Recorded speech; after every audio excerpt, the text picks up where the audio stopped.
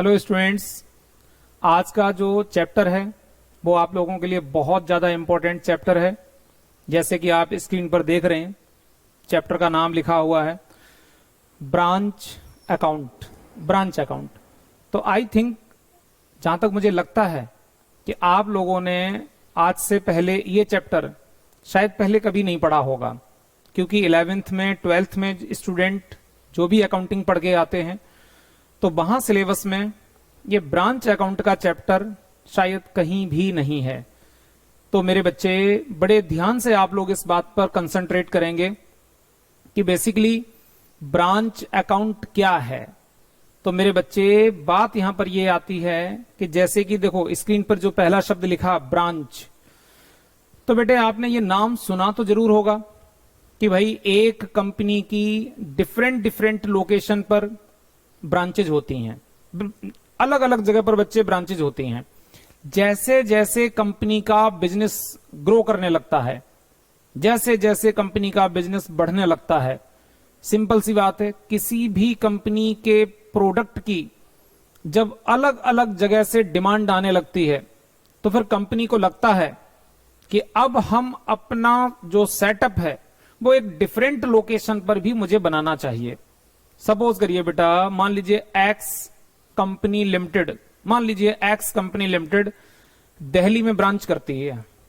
X company limited suppose करिए दिल्ली में अपना बिजनेस करती है, और जैसे ही बेटा इनके प्रोडक्ट की डिमांड थोड़ी सी डिफरेंट डिफरेंट प्लेसेस से आने लगेगी और कंपनी की गुडविल मार्केट में इंक्रीज होने लगेगी, कंपनी का बिजनेस ग्रो करने लगेगा, तो फिर कंपनी ये चाहेगी कि क्यों ना हम अपने बिजनेस का जो सेटअप है वो या तो सेम सिटी में एट डिफरेंट प्लेसेस पर भी हम स्टार्ट कर सकते हैं, या डिफरेंट डिफरेंट सिटीज में, या कंट्री के बाहर भी स्टार्ट कर सकते हैं।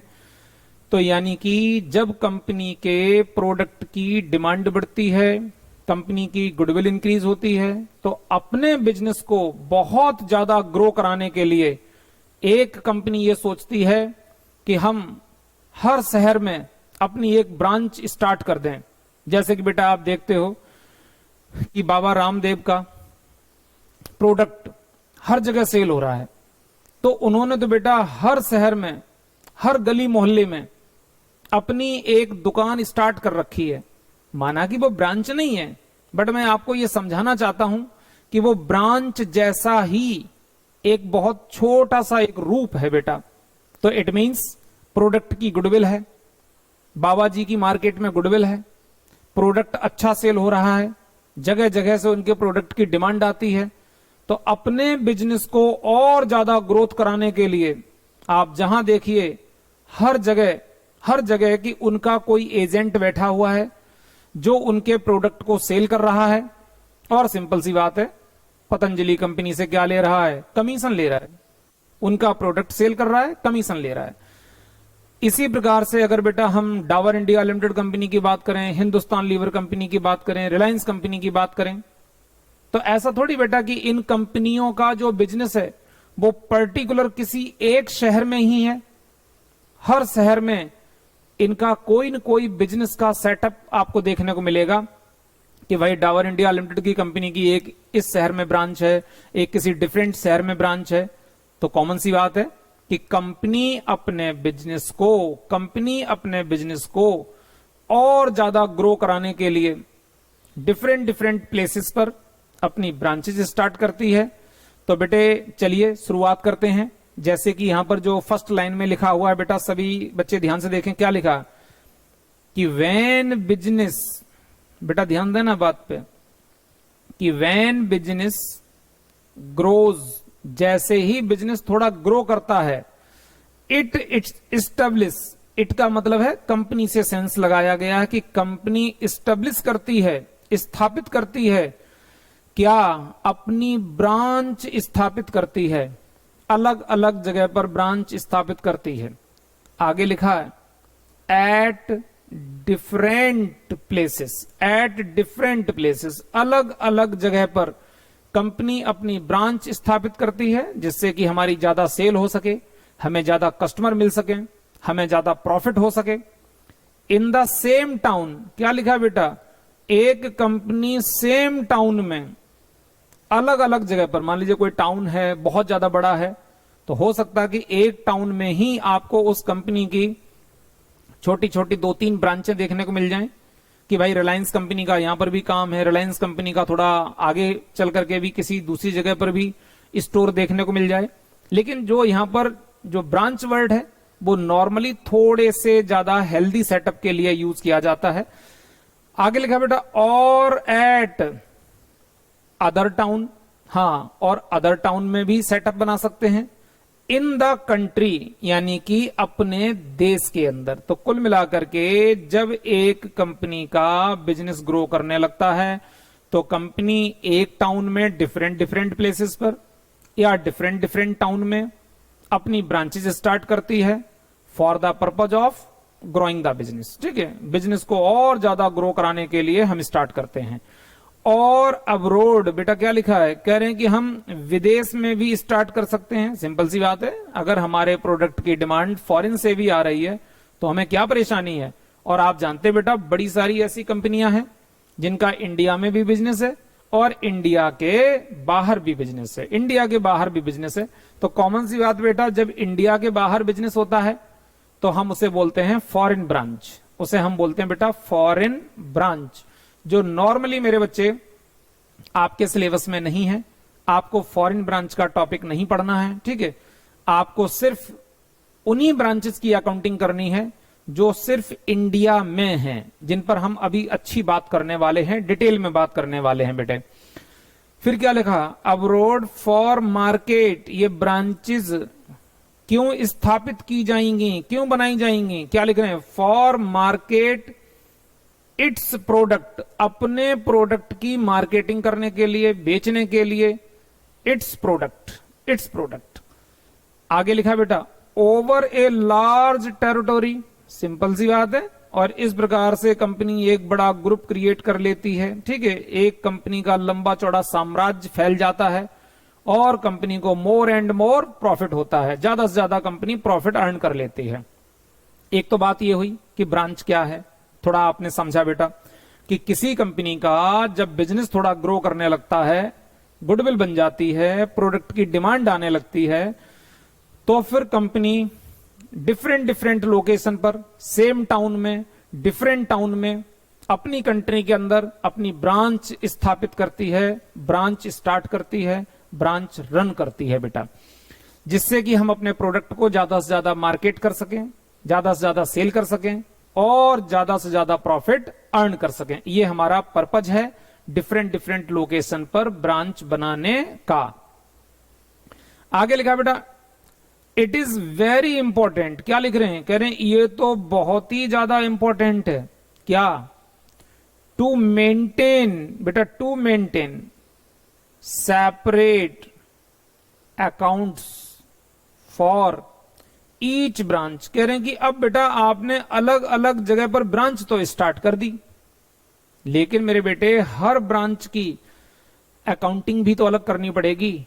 मान लीजिए बेटे आप एक्स कंपनी लिमिटेड हैं या आप रिलायंस कंपनी हैं, आपने एक दिल्ली में ब्रांच स्टार्ट की, एक गाजियाबाद में ब्रांच स्टार्ट कर दी, एक गुड़गांव में स्टार्ट कर दी, एक फरीदाबाद में स्टार्ट कर दी। तो सिंपल सी बात है बेटा, जब आपने डिफरेंट डिफरेंट टाउन्स में अपनी ब्रांचेस को स्टार्ट किया है तो हर ब्रांच की सेपरेट अकाउंटिंग करानी पड़ेगी। हर ब्रांच की हेड ऑफिस को, आप हेड ऑफिस हैं, दिल्ली में बैठे हुए हैं, ये माइंड सेट करिए, आप हेड ऑफिस हैं, दिल्ली में बैठे हुए हैं और डिफरेंट डिफरेंट लोकेशन पर आपकी ब्रांचेस चल रही हैं। तो हेड ऑफिस में हर ब्रांच की अकाउंटिंग होगी, हर ब्रांच की अकाउंटिंग होगी और सेपरेटली होगी। अरे तभी तो बेटा पता चलेगा कि आपने दिल्ली से गाजियाबाद ब्रांच को कितना माल भेजा, फरीदाबाद वाली ब्रांच को कितना माल भेजा, गाजियाबाद वाली ब्रांच ने कितनी सेल की, कितना प्रॉफिट अर्न किया, फरीदाबाद वाली ब्रांच की क्या पोजीशन है, नोएडा वाली ब्रांच की क्या पोजीशन है। तो मेरे बेटे जब हमारी डिफरेंट डिफरेंट लोकेशन पर ब्रांचेज होंगी तो हर ब्रांचेज अपने आप में एक सेपरेट सेटअप है और हर सेटअप के बिजनेस का सेपरेटली डेटा मेंटेन करना पड़ेगा। तभी मेरे बच्चे हर ब्रांच के बारे में हमें पता चलेगा कि हमारी कौन सी ब्रांच हमें प्रॉफिट दे रही है, जिससे कि मैं उसको आगे फर्दर कंटिन्यू रखूं, और कौन सी ब्रांच मुझे अच्छा प्रॉफिट नहीं दे पा रही है, तो चलो भैया इस ब्रांच को बंद कर दिया जाए। अननेसेसरी चलाने का क्या फायदा है? ब्रांच ठीक से चल नहीं रही है, सेल हो नहीं रही है, प्रोडक्ट बिक नहीं रहा है, प्रॉफिट हो नहीं रहा है, जबकि ब्रांच के एक्सपेंस तो कंटिन्यूसली होते जा रहे हैं। तो ऐसे तो पता चलेगा बेटा हम लॉस में आ जाएंगे। तो फिर जब हमारे सेपरेटली बुक्स मेंटेन होती हैं, तभी हम हर ब्रांच की सेपरेटली पोजीशन को जान पाते हैं। ठीक है। इसके बाद लिखा बेटा कि each branch to achieve the following objectives कह रहे हैं कि हर ब्रांच की बुक्स सेपरेटली मेंटेन करनी पड़ती है, जिससे कि हमें कुछ ऑब्जेक्टिव्स प्राप्त हो जाएं, हमारे कुछ उद्देश्य पूरे हो जाएं। बेटा वो उद्देश्य क्या है? देखिए जरा, ये यहां पर बेटा 4 पॉइंट लिखे हुए हैं, बड़े ध्यान से देखिए। पहला पॉइंट लिखा टू असर्टेन, यानी कि कैलकुलेट करना, यानी कि बेटे जानना। क्या जानना? Profit and loss. मेन चीज यही तो है। जब हम सेपरेटली बुक्स मेंटेन करेंगे बेटे, तो हम सेपरेटली इस बात को जान पाएंगे कि हमारी किस ब्रांच में बेसिकली कितना प्रॉफिट हो रहा है और कितना लॉस हो रहा है, ब्रांच में कितने एक्सपेंस हो रहे हैं, हेड ऑफिस से ब्रांच को कितना गुड सप्लाई किया गया। हां, कभी कभी बेटा ये भी होता है कि हेड ऑफिस ने एक ब्रांच को माल भेजा और ब्रांच ने वहां से कुछ माल रिटर्न कर दिया। बाई चांस बेटा हमारे यहां से कोई यानी कि खराब गुड्स चला गया, कोई टूटा फूटा माल चला गया, या और बड़े सारे रीजन होते हैं जो आगे हम डिस्कस करेंगे। तो हमने ब्रांच को गुड्स भेजा, ब्रांच ने उधर से हमें गुड्स वापस कर दिया हेड ऑफिस को कि नहीं ये गुड्स खराब है, हमें ये गुड्स नहीं चाहिए। तो बेटे हमें सेपरेटली बुक्स मेंटेन करनी पड़ेंगी, जिससे कि हम ब्रांच के प्रॉफिट, ब्रांच के लॉसेस, ब्रांच के एक्सपेंसेस एंड अदर इंफॉर्मेशंस को एकदम सेपरेटली क्लियरली जान सकें। चलो बेटा, तो पहला पर्पज क्या है कि ब्रांच के प्रॉफिट और लॉस को जाना जा सके। दूसरा है टू एक्सरसाइज प्रॉपर कंट्रोल। क्या लिखा है बेटा? Proper control. सबसे बड़ी बात प्रॉपर कंट्रोल। जब हर ब्रांच का रिकॉर्ड अलग होगा तो हर ब्रांच का कंट्रोल अलग होगा। कौन सी ब्रांच कितनी सेल कर रही है, कौन सी ब्रांच कितने खर्चे कर रही है, कोई ब्रांच कम खर्चे कर रही है, कोई ब्रांच बड़े अननेसेसरी खर्चे कर रही है। तो जब हमें सेपरेटली मालूम है कि किस ब्रांच में एक्सपेंस बहुत ज्यादा हो रहे हैं, तो बेटा फिर हम उनके ऊपर कंट्रोल बनाएंगे। हम कौन है? हम हेड ऑफिस हैं, तो हम उसके ऊपर कंट्रोल बनाएंगे। और अगर हम सबके रिकॉर्ड मिक्स कर दें तो यही नहीं पता चलेगा कि कौन सी ब्रांच कितने खर्चे कर रही है, कौन अच्छी ब्रांच है, कौन अच्छी ब्रांच नहीं है, किनकी परफॉर्मेंस अच्छी जा रही है, किनकी परफॉर्मेंस अच्छी नहीं जा रही है। तो फिर बेटा कंट्रोल कैसे बनेगा? फिर तो सब लोग एक जैसे हो जाएंगे। तो बेटा सेपरेटली अकाउंट्स मेंटेन करना बहुत जरूरी है। ऑन द ऑपरेशन ऑफ, क्या लिखा है? यानी कि on the operations of the branch, यानी कि ब्रांच जो बिजनेस को ऑपरेट कर रही है उसके ऊपर बेहतरीन कंट्रोल बनाया जा सकता है। थर्ड पॉइंट में लिखा बेटा to keep a proper record of the goods supplied and cash received. क्या लिखा बेटा? To keep proper record of goods supplied. बेटा फिर हम इस बात के सेपरेटली रिकॉर्ड मेंटेन करेंगे कि हमने किस ब्रांच को कितना माल भेजा, कब भेजा, कितनी क्वांटिटी भेजी, कितनी वैल्यू का भेजा, और कैश रिसीव्ड। अब बेटा ये सारी ब्रांच अपनी लोकेशन में बिजनेस करेंगी, हमारा माल बेचेंगी, तो सीधी सी बात फिर पैसे हमको देंगी मतलब हेड ऑफिस को देंगी।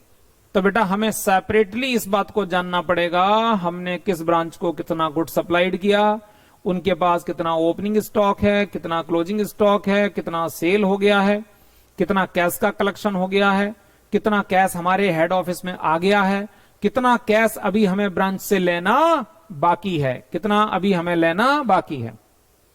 चलिए बेटे, बात आती है पॉइंट नंबर 4 की, लास्ट पॉइंट। तो पॉइंट यहां पर आता है बेटा to coordinate the operation of the various branch. और जाहिर सी बात है बेटा जब बिल्कुल सेपरेट रिकॉर्ड होते हैं तो coordinate the operation of the various branch. तो बेटा हेड ऑफिस का काम यह भी है हर ब्रांच को एक दूसरे से थोड़ा कोऑर्डिनेट करके चलना। कई बार ऐसा भी होता है बेटा, जैसे मान लीजिए फरीदाबाद वाली ब्रांच में बहुत सारा गुड्स भरा हुआ है और वहां अच्छी सेल नहीं हो पा रही है, और हमारे नोएडा वाली ब्रांच में गुड्स की शॉर्टेज पड़ी हुई है। तो जैसे ही नोएडा वाली ब्रांच ने हेड ऑफिस दिल्ली को आपको फोन किया कि हमें पर्टिकुलर 1000 कैलकुलेटर, मान लीजिए बेटा हमारी कंपनी कैलकुलेटर बनाती है, हमें 1000 कैलकुलेटर की बहुत ज्यादा नीड है, बहुत जल्दी नीड है क्योंकि कस्टमर की डिमांड आ रही है। अब पता चला कि हेड ऑफिस मान लीजिए कहीं दूर है, अभी तो मैंने दिल्ली का एग्जांपल दिया, हेड ऑफिस कहीं दूर है। अब बेटा हेड ऑफिस ब्रांच तक माल भेजेगा तब तक टाइम लगेगा, तो हेड ऑफिस ने क्या किया, नोएडा ब्रांच के नियर बाई जो ब्रांच है उनके रिकॉर्ड को चेक किया कि किस ब्रांच के पास कितना गुड्स अवेलेबल है, और किसी दूसरी ब्रांच को ऑर्डर दिया, फरीदाबाद ब्रांच को ऑर्डर दिया कि आप मेरे बिहाफ पे हेड ऑफिस के कहने से 1000 कैलकुलेटर फटाफट नोएडा वाली ब्रांच को ट्रांसफर करवा दीजिए। ठीक है, बाद में हम हिसाब किताब मेंटेन कर लेंगे। तो बेटा ये कहलाता है इंटर ब्रांच ट्रांसफर। एक ब्रांच दूसरी ब्रांच को गुड्स ट्रांसफर कर देती है, जहां शॉर्टेज आ गई तो दूसरी ब्रांच ने सपोर्ट कर दिया, किसी और ब्रांच में शॉर्टेज आ गई गुड्स की और हेड ऑफिस ने माल नहीं भेज पाया, तो हेड ऑफिस किसी दूसरी ब्रांच से कह देता है कि आप अपने यहां से इतना गुड्स हमारे कहने से आप दूसरी ब्रांच को भेज दीजिए। और हेड ऑफिस सबके ऊपर कड़ी नजर रखता है, सबकी प्रॉपर अकाउंटिंग करता है कि किसने कितना सेल किया, किसने कितना ब्रांच ट्रांसफर किया, कितना गुड्स लॉस्ट हुआ, कितना क्लोजिंग स्टॉक बचा हुआ है। तो इन सभी बातों के लिए मेरे बेटे हमें सेपरेटली हर ब्रांच के रिकॉर्ड मेंटेन करने पड़ते हैं। इनको हम मिक्स करके कभी भी नहीं बना सकते। चलो बेटा, अब ये तो मीनिंग हो गया। अब बात आती है, जैसा कि बेटे आप स्क्रीन पर देख रहे हैं, क्या लिखा हुआ है, टाइप्स ऑफ ब्रांचेस, कि हमारी जो ब्रांच है वो बेसिकली ब्रांच कितने प्रकार की है बेटे। ठीक है, ब्रांच हमारी कितने प्रकार की है। तो जैसा कि आप देख रहे हैं, मैंने यहां पर आपके लिए लिखा हुआ है बेटा। ठीक है, ये 2 पॉइंट ऊपर लिखे हुए हैं बेटे। क्या लिखा है, इनलैंड ब्रांच, और उसके बाद लिखा बेटा फॉरेन ब्रांच। बड़े ध्यान से सुनिए बेटा, इनलैंड ब्रांच, ध्यान से सुनिए, इनलैंड ब्रांच का मतलब होता है मेरे बेटे अंतरदेशीय ब्रांच। आपने कहा सर जी क्या बोला, मैंने कहा अंतरदेशीय ब्रांच, जो अपने देश के अंदर काम करे, जो अपने इंडिया के अंदर काम करे, that is called inland branch. ध्यान से सुनना, जो ब्रांच अपने देश के अंदर काम करे वो इनलैंड ब्रांच, और सीधी सी बात है बेटा, जो देश के बाहर काम करे वो फॉरेन ब्रांच। तो मेरे बच्चे, तो एक होती है इनलैंड ब्रांच और एक होती है बेटा फॉरेन ब्रांच, बात आती है मेरे बच्चे, आपको फॉरेन ब्रांच बिल्कुल भी नहीं पढ़ना है, ये आपके सिलेबस का पार्ट नहीं है। फॉरेन ब्रांच के हम लोग कोई क्वेश्चन नहीं बनाएंगे। हाँ, थ्योरेटिकली आपको ये मालूम होना चाहिए कि कभी एग्जाम में मान लो कोई ऐसा क्वेश्चन आ गया, उसमें आपसे ये पूछा गया कि types of the branches, branch कितने प्रकार की होती है, तो बेटा आप ये बताओगे कि 1 is inland branch and second is foreign branch. और इनलैंड ब्रांच वो है जो इंडिया में काम करे, और फॉरेन ब्रांच वो है जो इंडिया के बाहर काम करे। तो चलो बेटा, 2 प्रकार की ब्रांच होती है, जिसमें से आपको फॉरेन ब्रांच नहीं पढ़ना है, आपको पढ़ना है इनलैंड ब्रांच। चलो बेटा, अब आगे बढ़ते हैं। तो आप देख रहे हैं कि मैंने इनलैंड ब्रांच को यहां पर बेटा कैटेगराइज किया है। कि इनलैंड ब्रांच हमारी दो प्रकार की है बेटे, ठीक है। इनलैंड ब्रांच हमारी दो प्रकार की है। एक तो ब्रांच है जिसको बोलते हैं बेटा डिपेंडेंट ब्रांच। डिपेंडेंट ब्रांच, ध्यान से देखिए। आप कहोगे सर जी डिपेंडेंट ब्रांच क्या होती है? तो बेटे डिपेंडेंट ब्रांच का मतलब है एक ऐसी ब्रांच जो अपने हेड ऑफिस के ऊपर निर्भर करती है, हेड ऑफिस के ऊपर डिपेंड रहती है कि हेड ऑफिस उन्हें गुड्स भेजेगा, हेड ऑफिस ही उनकी बुक्स मेंटेन करेगा, हेड ऑफिस सारी अकाउंटिंग करेगा। ब्रांच का सिर्फ एक ही काम है कि आराम से अपनी एरिया में लोगों को गुड्स सेल करिए, बस बात खत्म। तो यानी कि सारी अकाउंटिंग करना, सारा हिसाब किताब रखना, ब्रांच को गुड्स सप्लाई कराना, तो यानी कि सारे काम हेड ऑफिस करता है। तो यानी कि इसे बोलते हैं डिपेंडेंट ब्रांच। डिपेंडेंट ब्रांच, आराम से सुनना, अभी एक छोटा सा एग्जांपल भी दे दूंगा। एक होती है मेरे बेटे इंडिपेंडेंट ब्रांच, जो बिल्कुल बेटा स्वतंत्र है, जो अपने ऊपर ही निर्भर है, हेड ऑफिस पर निर्भर नहीं है। मतलब कहने का इंडिपेंडेंट ब्रांच का मतलब है जो ब्रांच अपनी अकाउंटिंग खुद करे। माना कि हम रहेंगे हेड ऑफिस के ही अंडर में, बट हेड ऑफिस को परेशान नहीं करेंगे बार बार कि हाँ कि आप मेरे सारे काम देखिए, हम तो कुछ भी नहीं करेंगे, हम तो सिर्फ सेल करेंगे, अकाउंटिंग आप करिए। तो यानी कि इंडिपेंडेंट ब्रांच वो है जो सेल करेगी, हेड ऑफिस से गुड्स भी लेगी, अकाउंटिंग अपने आप करेगी, और बस ईयर एंड पर ये अपने सारे रिकॉर्ड्स हेड ऑफिस को दिखाते हैं कि हाँ लो भाई पूरे साल की कहानी क्या है। तो वो है इंडिपेंडेंट ब्रांच। जैसे एक बहुत छोटा सा एग्जांपल देता हूं बेटा। सपोज करिए, जैसे आप देखते हैं मेरे बच्चे, आपके जो मम्मी पापा हैं, मम्मी पापा को थोड़ी देर के लिए मान लीजिए हेड ऑफिस, मम्मी पापा क्या है? हेड ऑफिस है। अच्छा जी। और आप सभी बच्चे क्या हैं? उनकी ब्रांचें हैं, ब्रांचेस, ठीक है, ब्रांचेस। ध्यान से सुनना। अब मैं ये कहना चाह रहा हूं बच्चे, सपोज करिए मान लीजिए कि आप बीकॉम के स्टूडेंट हैं, माना कि थोड़े बड़े भी हो गए लेकिन बहुत ज्यादा बड़े भी नहीं हो गए, अभी भी बच्चे ही हैं। तो फैक्ट है बेटा कि आज भी पेरेंट्स आपके हर छोटे बड़े काम करवाते हैं। बच्चा कहां कोचिंग पढ़ेगा, ठीक है, किस सब्जेक्ट की कोचिंग पढ़ेगा, बच्चा क्या खाएगा पिएगा, और बच्चे के छोटे मोटे सारे काम, ठीक है, मम्मी पापा आपकी इतनी केयर करके चलते हैं। और अगर मैं थोड़ा और अगर पीछे ले जाऊं कि मान लीजिए और भी कोई छोटा भाई बहन है जो 5th क्लास में 6th क्लास में पढ़ता है, तो आप समझ सकते हो उसके तो पता नहीं कितने छोटे छोटे काम मम्मी पापा करते हैं। स्कूल की बस आती है तो उंगली पकड़ के जाते हैं, उसको रोड पे छोड़ के आते हैं, उसकी बुक्स का बैग भी खुद ही अपने कंधे पे टांग करके लेकर के जाते हैं। देखो आप देख रहे हो कि बच्चा पूरी तरह से पेरेंट्स के ऊपर डिपेंड है, यानी सारे काम धाम हेड ऑफिस कर रहा है। ये क्या है? Dependent branch. अब बेटा अब यहां पर चेंज करता हूं थोड़ा सा। मान लीजिए कि आपके एक बड़े भैया जी हैं, वो ग्रेजुएशन कर चुके हैं, उन्होंने एमसीए भी किया हुआ है, और पढ़ लिख करके बेटा उनकी बढ़िया कंपनी में बॉम्बे में जॉब लगी हुई है, आराम से वहां रहते हैं, अपनी जॉब करते हैं।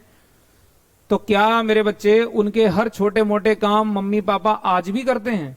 अरे सीधी सी बात, वो उनको बोलते हैं बेटा ऐसा है, अब आप बड़े हो गए हो, ठीक है, कोई बहुत ही स्पेशल मैटर हो तो हमसे डिस्कस किया करो, अदरवाइज अपने डिसीजन बेटा अपने आप लो।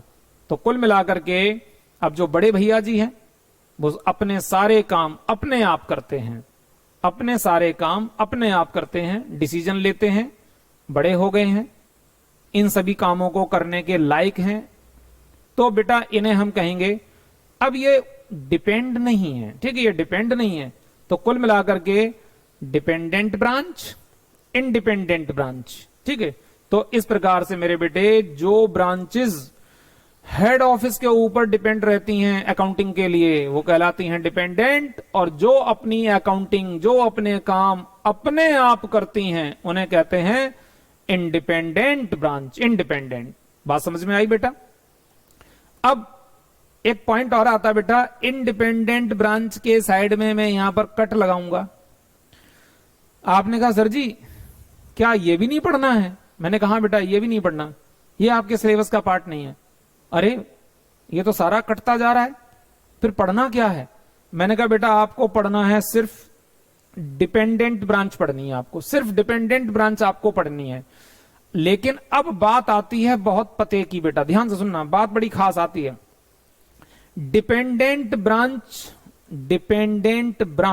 दो प्रकार की है बेटा। हाँ, डिपेंडेंट ब्रांच दो प्रकार की है, मतलब दो प्रकार की नहीं कहना चाहिए, यूं कहना चाहिए डिपेंडेंट ब्रांच के अंदर अकाउंटिंग के दो मेथड हैं। अकाउंटिंग के दो मेथड हैं मेरे बेटे। पहला मेथड है बेटा, देखो ध्यान से, पहला मेथड है जिसे बोलते हैं डेटर सिस्टम, जिसे बोलते हैं डेटर सिस्टम बेटा, डेटर सिस्टम। और दूसरा जो मेथड है इसको बोलते हैं बेटे स्टॉक, ध्यान से देखिए, इसको बोलते हैं बेटा stock and debtor system. Stock and debtor system दो नाम है, एक है डेटर सिस्टम, एक है stock and debtor system.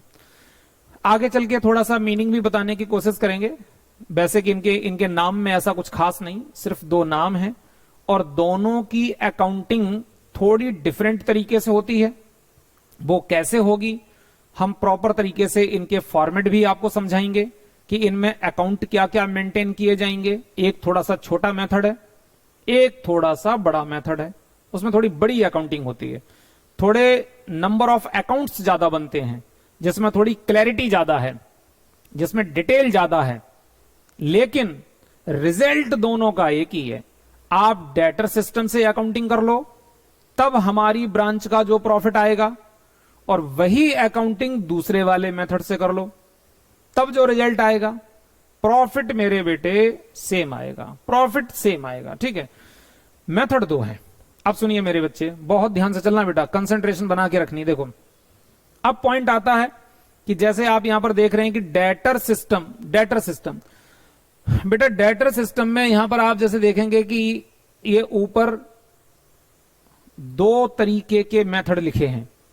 Debtor system का हम जब प्रैक्टिकल क्वेश्चन बनाएंगे बेटा, डेटर सिस्टम का जब प्रैक्टिकल क्वेश्चन बनाएंगे तो आप देखिए यहां पर मैंने एक लिखा है कि डेटर सिस्टम का प्रैक्टिकल क्वेश्चन बना सकते हैं हम। कैसे बना सकते हैं? कॉस्ट प्राइस मेथड बेटे, कॉस्ट प्राइस। अगर आप कहोगे कि सर जी कॉस्ट प्राइस क्या होता है, कॉस्ट प्राइस क्या होता है, तो सुन लो जरा कॉस्ट प्राइस क्या होता है।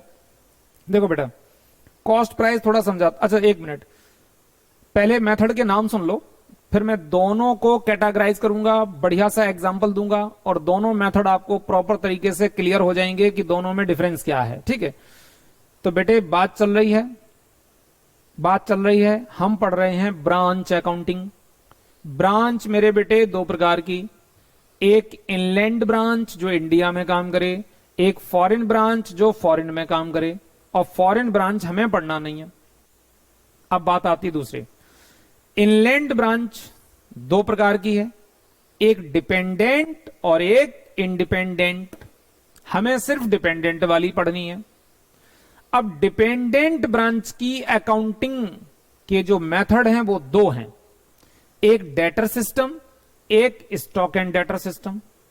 डेटर सिस्टम थोड़ा छोटा मेथड है, स्टॉक एंड डेटर थोड़ा सा बड़ा है, जबकि दोनों का रिजल्ट बिल्कुल सेम है, दोनों का रिजल्ट सेम। अच्छा जी, अब बात आती है कि जब हम डेटर सिस्टम के थ्रू अकाउंटिंग करेंगे तो डेटर सिस्टम में हम प्रैक्टिकल क्वेश्चन बेटा दो प्रकार से बना सकते हैं। कैसे बना सकते हैं? देखो बेटा, एक तो हम कॉस्ट प्राइस मेथड ले सकते हैं, कॉस्ट प्राइस मेथड, और उसके साइड में लिखा है बेटा एक हम इनवॉइस प्राइस मेथड भी ले सकते हैं बेटे, इनवॉइस प्राइस मेथड। आप कहोगे सर जी मुझे इन दोनों में से कुछ भी पता नहीं है। मैंने कहा कोई बात नहीं बेटे, इसीलिए तो पढ़ा रहा हूं कि आप सीख जाएं। तो एक मेथड है कॉस्ट प्राइस, एक है इनवॉइस प्राइस। अब पहले ये समझो बेटा कॉस्ट प्राइस और इनवॉइस प्राइस क्या है। देखो ध्यान से, यहां पर एक एग्जांपल देता हूं बेटा।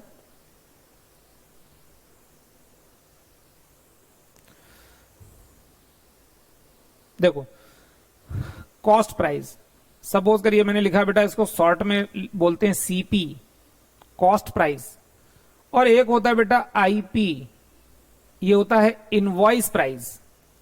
इसे मेरे बेटे ब्रैकेट में एसपी यानी कि सेल प्राइस भी बोल सकते हो, सेल प्राइस। अब बड़े ध्यान से सुनना, माइंड सेट करो। मान लीजिए मेरे बेटे आप एक हेड ऑफिस है, हेड ऑफिस है, दिल्ली में बैठे हुए हैं, और मेरे बच्चे आपकी एक ब्रांच है, आपकी एक ब्रांच है, मान लीजिए बेटा ये लो नोएडा में ब्रांच है बेटा, नोएडा में ब्रांच है, और आप यहां बैठे हैं दिल्ली में, आप दिल्ली में बैठे हैं। और सपोज बेटा लो ये हैं आप, ये रहे, देखो कितने प्यारे से हैं आप, आपका नाम है mister Ram, head office, head office. आपने नोएडा के मिस्टर मोहन को माल भेजा, ये रहे बेटा मिस्टर मोहन, ये रहे मिस्टर मोहन जो आपके एजेंट हैं, नोएडा वाली ब्रांच को मैनेज कर रहे हैं, ब्रांच मैनेजर हैं जो भी हैं, ठीक है, इस पर बात करेंगे बेटा। अभी तो बस ये समझो कि सीपी और आईपी क्या है, मैं इसके बाहर नहीं जाना चाहता हूं। तो बेटा बात ये आती है, हमारे हेड ऑफिस में ये कैलकुलेटर बनता है, और ये कैलकुलेटर बनकर के तैयार होता है 100 रुपीज में। इसकी कॉस्ट आती है बेटा, इसकी लागत आती है, अरे बेटा इसमें देखो इतने सारे बटन्स लगे हुए हैं, बॉडी है, अंदर भी कुछ सिस्टम है, तो ये हमारा जो प्रोडक्ट बन के तैयार हुआ है इसमें बड़ी सारी चीजें खर्च हुई हैं, और ये बनकर के तैयार हुआ 100 रुपए की लागत में, इसे कहते हैं कॉस्ट।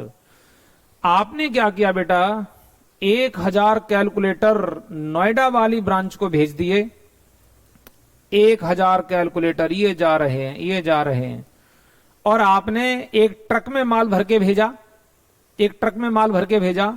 अब जब बेटा ट्रक में माल जाएगा तो उसके साथ में एक डॉक्यूमेंट्स भी जाएगा कि उस ट्रक के अंदर क्या चीज जा रही है, कहां जा रही है, कितनी क्वांटिटी है, क्या प्राइस है, कितनी वैल्यू की है, ये एक डिटेल लग करके जाती है। डिटेल इसलिए लग करके जाएगी बेटा, रास्ते में कोई पुलिस वाले भी गाड़ी को रोक लेंगे, ट्रक वाले से पूछेंगे क्या माल है, कहां से लेके आए, कहां जा रहा है, पेपर चेक करवाओ, अरे कहीं से चोरी करके तो नहीं लेकर के आए, तो बेचारा ट्रक वाला और फंस जाएगा। तो यानी कि गाड़ी के साथ बेटा डॉक्यूमेंट्स जाते हैं कि गाड़ी के अंदर क्या क्या सामान जा रहा है, कितनी क्वांटिटी, कितनी वैल्यू, क्या प्राइस। तो मेरे बेटे आपने लिखा डिटेल में 1000 कैलकुलेटर हैं, 100 रुपए की लागत वाले हैं, जिनकी टोटल कॉस्ट 1 लाख रुपए है। 1 लाख रुपए में माल सप्लाई कर दिया नोएडा वाली ब्रांच को। बेटा ब्रांच किसकी है, अरे हमारी है। हम कौन है, मिस्टर राम है, हम हेड ऑफिस के भी मालिक हैं, और क्या, और हम सारी ब्रांचेस के भी मालिक हैं। आखिर ब्रांचेस किसकी हैं, ब्रांचेस मेरी हैं। ये मोहन तो वहां मेरा एक एजेंट बैठा हुआ है जो मेरा माल बेचेगा, बदले में कमीशन लेगा, सिंपल सी बात है। तो हमने मिस्टर मोहन को सारा गुड्स कॉस्ट पे भेजा है, कॉस्ट पे 100 रुपए में, और मोहन को ये हिदायत दी, मिस्टर मोहन जो ट्रक में माल आ रहा है वो 100 रुपीज का एक पीस है, एक पीस, लेकिन ध्यान रखना उसे 150 रुपए से कम में मत बेचना किसी पार्टी को आगे, क्योंकि हमें 50 रुपए का प्रॉफिट भी चाहिए। मोहन ने कहा यस बॉस, जैसा आप कहेंगे मैं वैसा ही करूंगा। तो बेटा आपने अपना गुड्स कॉस्ट प्राइस पे सप्लाई किया, हाँ कॉस्ट प्राइस पे सप्लाई किया। अब आप जो अकाउंट्स मेंटेन करेंगे, अकाउंट्स मेंटेन करेंगे, उसमें 1 लाख रुपए की कॉस्ट लिखेंगे, फिर जैसे जैसे वो सेल होता जाएगा 150 रुपए में, तो उसके हिसाब से सेल लिखेंगे। फिर बेटा sale minus cost, sale minus cost, difference क्या आ जाएगा बेटा जी, प्रॉफिट आ जाएगा कि भाई मेरा 150 रुपए का, 150 रुपीज का मेरा कैलकुलेटर सेल हुआ, जबकि उसकी कॉस्ट तो 100 रुपीज थी, तो 50 रुपीज का फायदा हो गया। तो ऐसे अकाउंटिंग होगी। तो इसे कहते हैं बेटा कॉस्ट प्राइस मेथड, इसे बोलते हैं कॉस्ट प्राइस मेथड। बात समझ में आ रही। अब मेरे बच्चे बात आती है कि इनवॉइस प्राइस की अगर बात करें, भैया इनवॉइस प्राइस की बात करें बेटा, तो ध्यान से देखना बच्चे, अगर मैं इनवॉइस प्राइस की बात करूं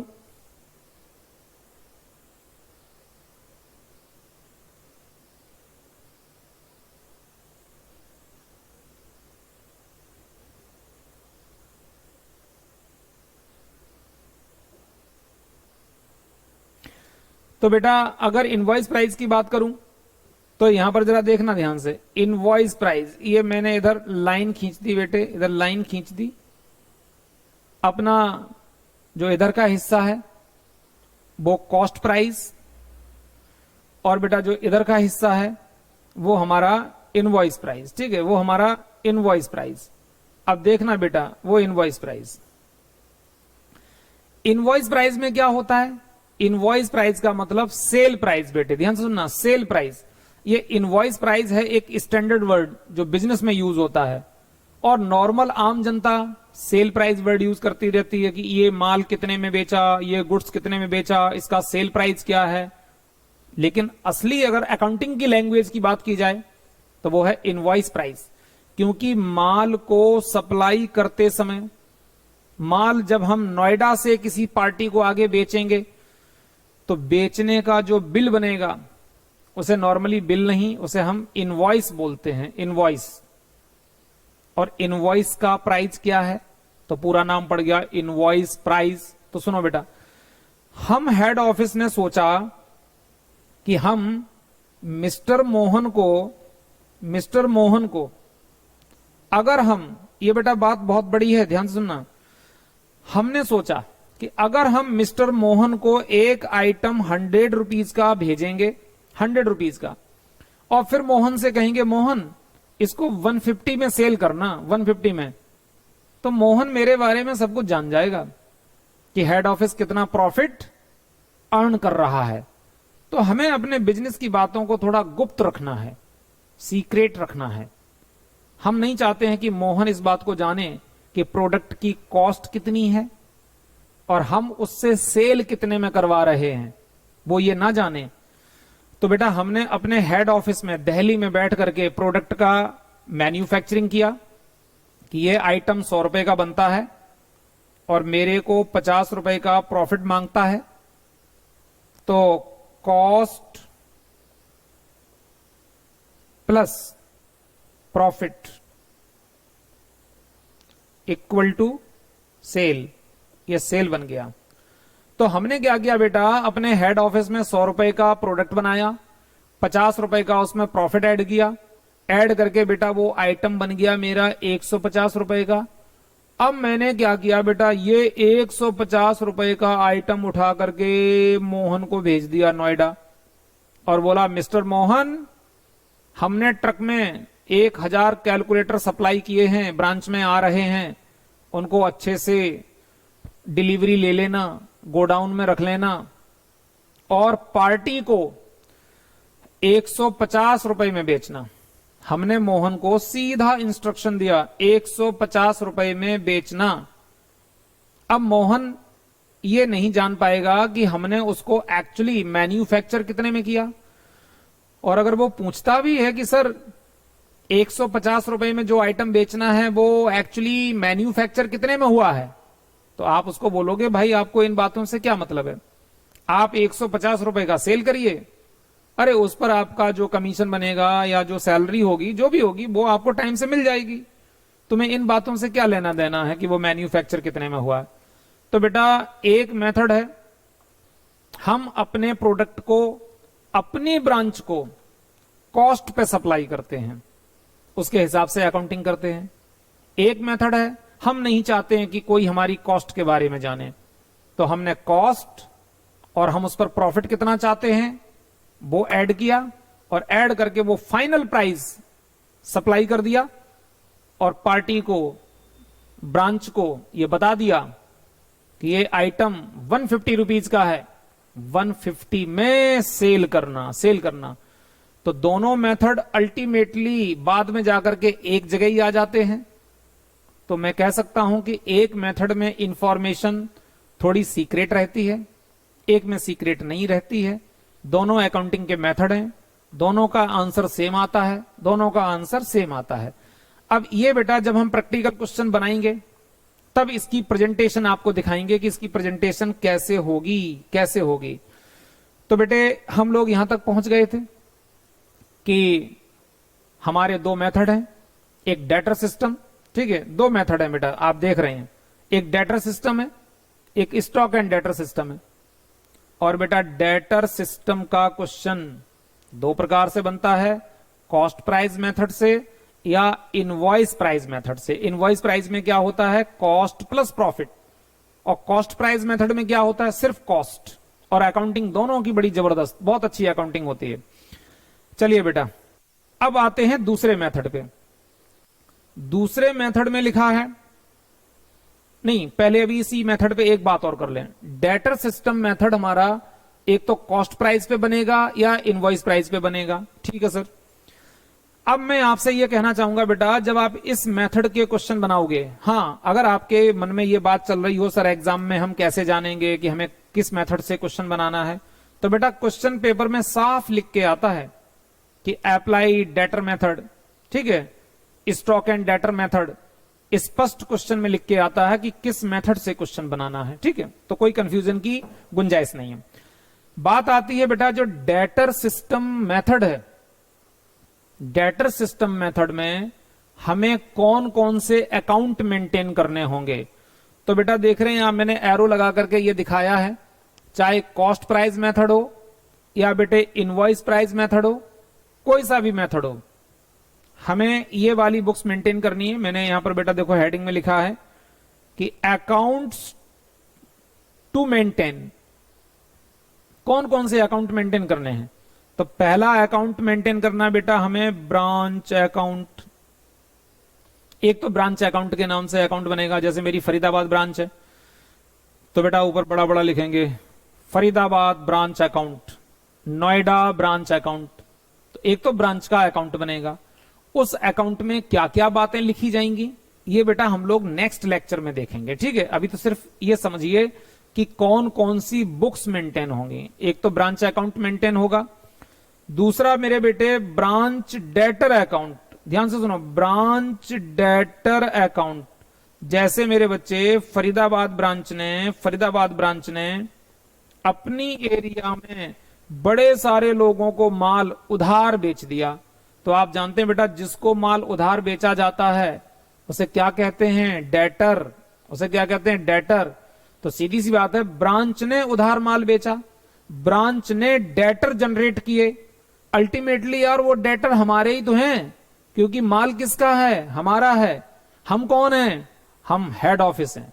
तो हेड ऑफिस का माल ब्रांच के थ्रू आगे बेचा जा रहा है, तो कितने लोगों को उधार माल बेचा जा रहा है उनका भी हिसाब रखा जाएगा कि किस डेटर ने पैसे दे दिए, किस डेटर, कौन सा डेटर हमारा माल लेकर के भाग गया यानी बैड डेट्स हो गया, किस डेटर को कितनी डिस्काउंट देनी पड़ी।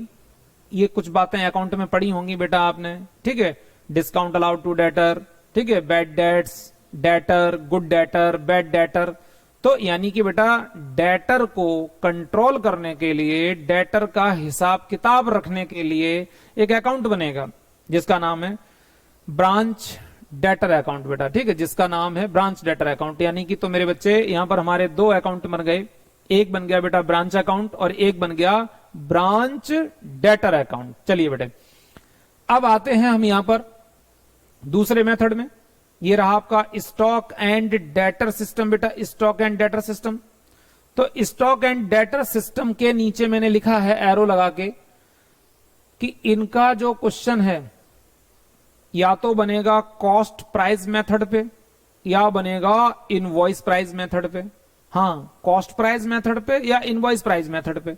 आपने कहा सर ऐसा ही तो डेटर सिस्टम में था, वहां पर भी तो दो मेथड थे, कॉस्ट प्राइस, इनवॉइस प्राइस। मैंने कहा हाँ बेटे वहां पर दो मेथड थे, लेकिन स्टॉक एंड डेटर सिस्टम में ये वाला मेथड नहीं चलता है। हाँ, ये वाला मेथड नहीं चलता, कॉस्ट प्राइस पे क्वेश्चन नहीं बनता है। इनका क्वेश्चन जब भी बनेगा तो बेटा हमेशा इनवॉइस प्राइस मेथड पे ही बनेगा, हमेशा इनवॉइस प्राइस मेथड पे ही बनेगा। तो आपने ये सीख लिया बेटा, दो मेथड हैं सिर्फ पूरे चैप्टर में। बड़ा इंटरेस्टिंग चैप्टर है और सबसे बड़ी बात है एग्जाम में इसकी फ्रीक्वेंसी जबरदस्त है। प्रैक्टिकल क्वेश्चन आता ही आता है, क्योंकि देखो एग्जामिनर को मालूम है बेटा कि आपने ये चैप्टर 12th क्लास में नहीं पढ़ा है, 11th क्लास में नहीं पढ़ा है, आप बीकॉम में पहली बार पढ़ रहे हो। तो एग्जामिनर ऐसी चीज पूछना चाहता है कि जो आपने ताजा ताजा सीखा है, जो नया सीखा है। 11 12th में जो चैप्टर आप पढ़ के आए हो, माना कि उनमें से भी बहुत सारा एग्जाम में आता है, लेकिन इस वाले चैप्टर की प्रायोरिटी बहुत ज्यादा रहती है, क्योंकि ये चैप्टर आप फर्स्ट टाइम पढ़ रहे हो। और भी एक दो चैप्टर ऐसे हैं जिन्हें आप फर्स्ट टाइम पढ़ोगे, तो बेटा जो चैप्टर आप फर्स्ट टाइम पढ़ रहे हैं उनके ऊपर आपका फोकस सबसे ज्यादा होना चाहिए। तो बेटा बात आई डेटर मेथड का क्वेश्चन आएगा, तो एग्जामिनर आपको बताएगा कि आपको कॉस्ट प्राइस मेथड अप्लाई करना है या इनवॉइस प्राइस मेथड अप्लाई करना है। लेकिन अगर क्वेश्चन में ये लिखा है कि stock and debtor method apply करना है, stock and debtor method apply करना है बेटा, तो स्टॉक एंड डेटर मेथड में एक ही मेथड है, क्या? Invoice price method. Invoice price method, cost plus profit equal to invoice price, short में बोलते हैं आईपी। अब बात आती बेटा कि इसमें कौन कौन से अकाउंट बनेंगे। तो इसमें जो अकाउंट हमारे बनने वाले हैं बेटे, इसमें जो अकाउंट बनने वाले हैं, तो यहां पर हमारे बच्चे 5 प्रकार के अकाउंट बनते हैं, 5 प्रकार के। इधर आपने देखा डेटर सिस्टम में, डेटर सिस्टम में बेटा ये सिर्फ 2 अकाउंट बनते हैं, सिर्फ 2 अकाउंट बनते हैं। जबकि इनवॉइस प्राइस मेथड में आप देखिए, इनवॉइस प्राइस मेथड में बेटा 5 अकाउंट बन रहे हैं, 5 अकाउंट्स मेंटेन किए जाएंगे। पहला है branch stock account, branch stock account. बेटा देखो दोनों में डिफरेंस देखना, डेटर मेथड में क्या लिखा? ब्रांच अकाउंट, और इधर स्टॉक एंड डेटर की बात करें तो यहां ब्रांच अकाउंट नहीं लिखा है, यहां लिखा ब्रांच स्टॉक। दोनों को कंपेयर करके देखो, एक में ब्रांच अकाउंट और दूसरे में ब्रांच स्टॉक अकाउंट, ऐसे लिखा हुआ है।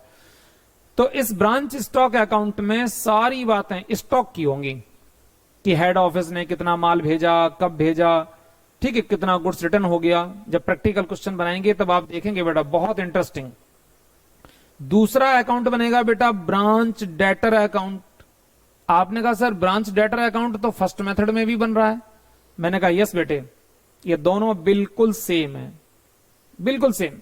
आप पहले वाले मेथड में जो सीख लोगे, तो मुझे दूसरे वाले मेथड में जब हम जाएंगे तो हमें आपको ब्रांच डेटर अकाउंट के बारे में कुछ भी सिखाने की जरूरत नहीं पड़ेगी, नहीं पड़ेगी।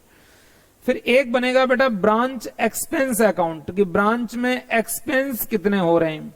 जैसे ऑफिस का रेंट है, फरीदाबाद ब्रांच जहां काम कर रही है तो उस ऑफिस का रेंट है, लाइटिंग का एक्सपेंस है, ऑफिस के डेली के खर्चे हैं, चाय पानी के खर्चे हैं, और ऐसे ही छोटे मोटे तमाम खर्चे हैं। उन खर्चों को रिकॉर्ड करने के लिए एक अकाउंट बनेगा, that is called branch expense account. फिर एक आता बेटा ब्रांच एडजस्टमेंट अकाउंट। आप कहोगे सर जी ये क्या है एडजस्टमेंट? तो बेटा एडजस्टमेंट पे डिस्कस तभी करेंगे जब हम एक प्रैक्टिकल क्वेश्चन उठाएंगे, क्योंकि अभी समझाएंगे तो अभी समझ में आने वाला नहीं है, क्योंकि पहले ये चैप्टर कभी पढ़ा नहीं, एडजस्टमेंट क्या होती है देखा नहीं, ठीक है। तो ये सारी बात जब वो प्रैक्टिकल क्वेश्चन आएगा तब आप देखेंगे कि एडजस्टमेंट क्या है, ठीक है, एडजस्टमेंट क्या है। इसके बाद बात आती है बेटा branch profit and loss account. जाहिर सी बात है यार, ये तो सबसे ज्यादा जरूरी है, क्योंकि इसी के चक्कर में तो सारा बिजनेस हो रहा है कि कितना प्रॉफिट कमाया, कितना लॉस कमाया। तो लास्ट में जाकर के एक अकाउंट बनेगा जो हमें ये बताएगा, जो हमें ये बताएगा कि हमारा प्रॉफिट कितना हो रहा है बेटा, प्रॉफिट कितना हो रहा है। तो कुल मिलाकर के मेरे बेटे ये एक बेसिक लेक्चर कंप्लीट हुआ। आप पढ़ रहे हैं ब्रांच का चैप्टर, ब्रांच अकाउंट। ब्रांच हमारी 2 प्रकार की है, ठीक है, ब्रांच हमारी 2 प्रकार की है। फटाफट से इसको थोड़ा सा रिवाइज कर लो बेटा। ब्रांच हमारी 2 प्रकार की है। सबसे पहले तो मैंने आपको ये बताया था कि जब हमारा बिजनेस ग्रो करने लगता है तो हम डिफरेंट लोकेशन पर अपना ब्रांच स्टार्ट करते हैं। और उसके बाद दूसरे पॉइंट में था कि जब अलग अलग जगह ब्रांच स्टार्ट होती है तो बेटा हमें सेपरेटली बुक्स मेंटेन करनी होती हैं, जिससे कि हम उनके ऊपर प्रॉपरली कंट्रोल बना सकें। इसके बाद था बेटा टाइप्स ऑफ ब्रांच। ब्रांच 2 प्रकार की है, inland branch, foreign branch. Foreign branch पढ़नी नहीं है। इनलैंड ब्रांच बेटा हमारी 2 प्रकार की है, एक डिपेंडेंट और एक इंडिपेंडेंट। आपको पढ़ना है सिर्फ डिपेंडेंट। अब डिपेंडेंट ब्रांच की जो अकाउंटिंग है बेटा, वो अकाउंटिंग के 2 मेथड हैं, एक डेटर सिस्टम, एक stock and debtor system. Debtor system में कॉस्ट प्राइस और इनवॉइस प्राइस, दो मेथड से अकाउंटिंग होती है। लेकिन स्टॉक एंड डेटर मेथड में सिर्फ इनवॉइस प्राइस से अकाउंटिंग होती है। और लास्ट पॉइंट, डेटर सिस्टम में बेटा हमारे यहां केवल दो अकाउंट बनते हैं, एक ब्रांच अकाउंट और एक ब्रांच डेटर अकाउंट। जबकि जो दूसरा मेथड है स्टॉक एंड डेटर मेथड, वहां बेटे हमारे 5 अकाउंट बनते हैं, यानी कि branch stock account, branch debtor account, branch expense account, branch adjustment account और branch profit and loss account. तो बेटा इस प्रकार से जाकर के ये हमारे यहां पर कुल मिलाकर के 5 अकाउंट बनके तैयार हो जाते हैं बेटा, 5 टाइप्स के अकाउंट बनके तैयार हो जाते हैं। ठीक है, 5 प्रकार के अकाउंट। तो चलिए मेरे बच्चे, ये यहां पर आपका जो लेक्चर है वो पूरी तरह से कंप्लीट हुआ। और जाहिर सी बात है ये चैप्टर आप फर्स्ट टाइम पढ़ रहे हो बेटा, तो एक बार पढ़ने से काम नहीं चलेगा, इसको 1 बार 2 बार 3 बार अच्छे से रिवाइज करो बेटा। जितना माइंड में सेट होकर के बैठेगा उतना अच्छे से आप प्रैक्टिकल बना पाएंगे। अब बेटे हम लोग जो है नेक्स्ट लेक्चर में मिलते हैं, और उस लेक्चर में हम आपको पहला मेथड स्टार्ट करेंगे ब्रांच का, यानी कि जो डेटर मेथड है। डेटर मेथड में यानी कि अकाउंट कैसे बनेगा, अकाउंट की फॉर्मेटिंग क्या रहेगी, कि ब्रांच अकाउंट के डेबिट में क्या आएगा, क्रेडिट में क्या आएगा, ब्रांच डेटर अकाउंट के डेबिट में क्या आएगा, क्रेडिट में क्या आएगा। ये पहले फॉर्मेटिंग सिखाऊंगा, और फॉर्मेट सिखाने के बाद बेटा फिर हम लोग बनाएंगे इसके बढ़िया से 2-3 प्रैक्टिकल क्वेश्चन। इसके बाद तब हम जाएंगे लास्ट मेथड, यानी कि branch stock and debtor method जो आपका कहा जाता है, तो उसके बाद हम उसको स्टार्ट करेंगे। तो सबसे पहले रहेगा आपका स्टॉक एंड डेटर मेथड, उसके बाद में रहेगा आपका पहले रहेगा डेटर मेथड, उसके बाद में रहेगा बेटा स्टॉक एंड डेटर मेथड। तो चलिए बच्चे मिलते हैं नेक्स्ट क्लास में। ओके बेटे, ऑल द बेस्ट।